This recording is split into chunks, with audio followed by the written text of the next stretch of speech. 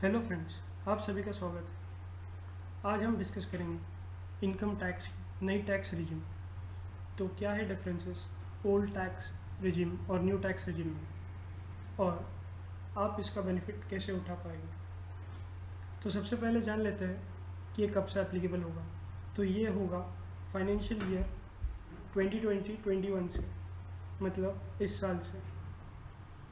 तो डिफरेंस क्या है ये पहले देख लेते हैं। अगर आपकी इनकम 2.5 लाख तक है तो पहले भी कोई टैक्स नहीं था, ओल्ड में और न्यू में भी नहीं है।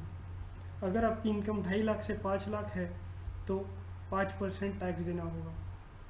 5 लाख से 7.5 लाख में है तो 20%, जबकि न्यू टैक्स रिजिम में आपको 10% ही देना होगा। अगर आपकी इनकम 7.5 लाख से 10 लाख है तो पहले आप 20% टैक्स देते थे, अब 15% ही देना होगा। अगर आपकी इनकम 10 लाख से 12.5 लाख है तो पहले 30% देते थे, जो अब 20% देना होगा।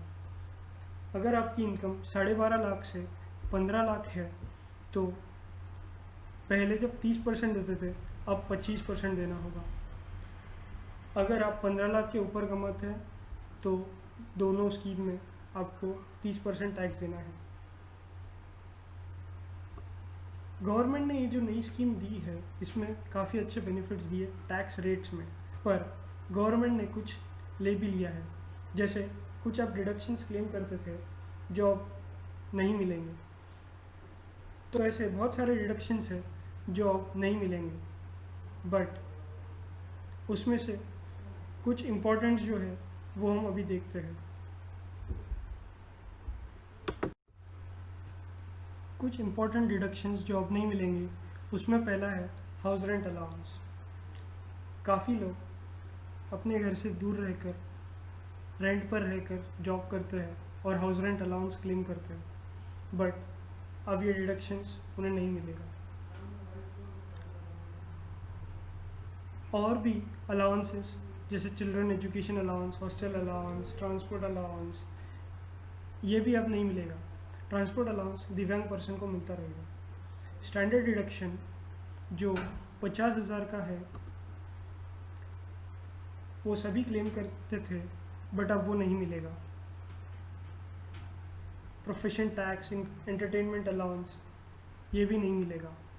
अगर आप हाउस प्रॉपर्टी इनकम बताते हैं जिसमें सेक्शन 24 में इंटरेस्ट का डिडक्शन लेते थे, तो अब वो भी नहीं मिलेगा। अगर आप एडिशनल डिप्रिसिएशन क्लेम करते हैं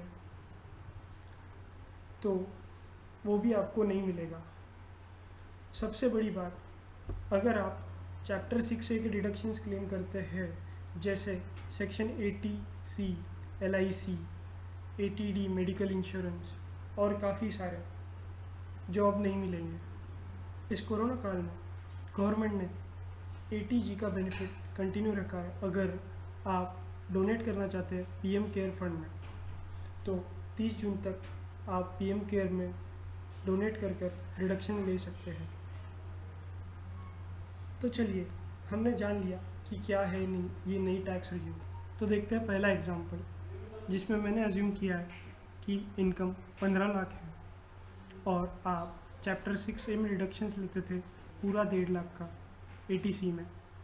तो ओल्ड टैक्स रिजिम में आपका इनकम होता था 13,50,000, और क्योंकि न्यू टैक्स रिजिम में आपको कोई डिडक्शन नहीं मिलेगा तो आपकी टैक्सेबल इनकम हो जाएगी 15 लाख। तो इस तरह कैलकुलेशंस करके, रेट्स अप्लाई करके मैंने ये अराइव किया कि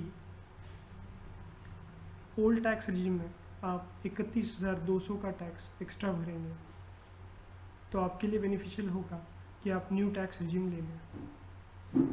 दूसरा एग्जांपल लेते हैं। अगर आपकी ग्रॉस इनकम 8 लाख है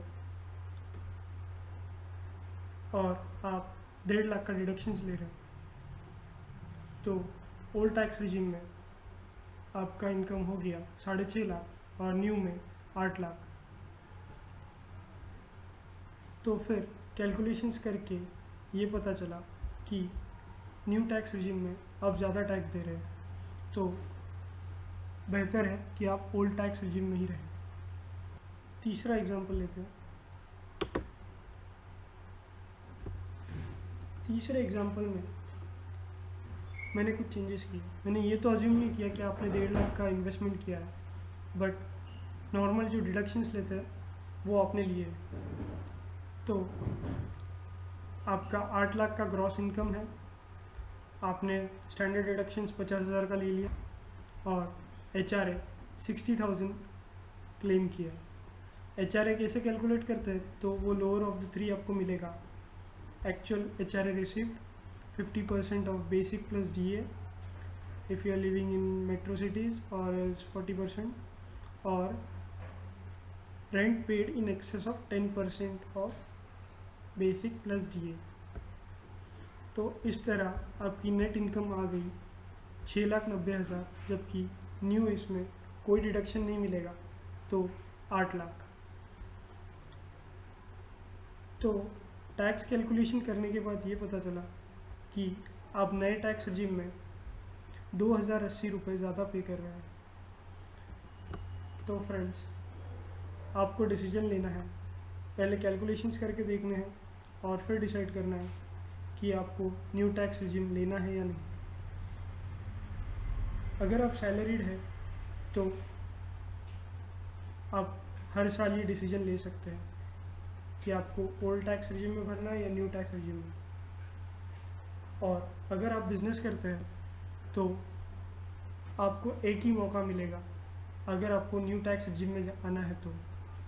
उसके बाद अगर आप ओल्ड टैक्स रिजिम चूज़ करते हैं तो फिर से न्यू टैक्स रिजिम में आने का मौका नहीं मिलेगा। तो सोच समझ कर ये आप निर्णय लें।